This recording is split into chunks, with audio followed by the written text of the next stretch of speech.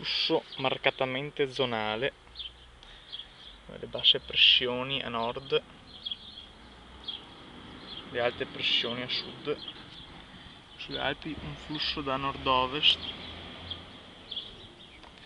anticiclonico, però da nord ecco spingere una sciaccatura che si allunga verso sud.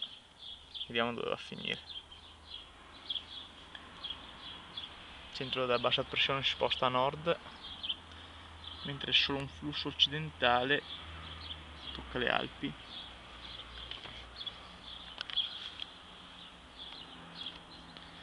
Ora vediamo una eruzione da nord con Föhn.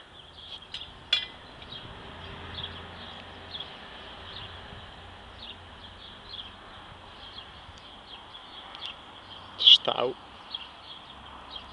a nord delle Alpi.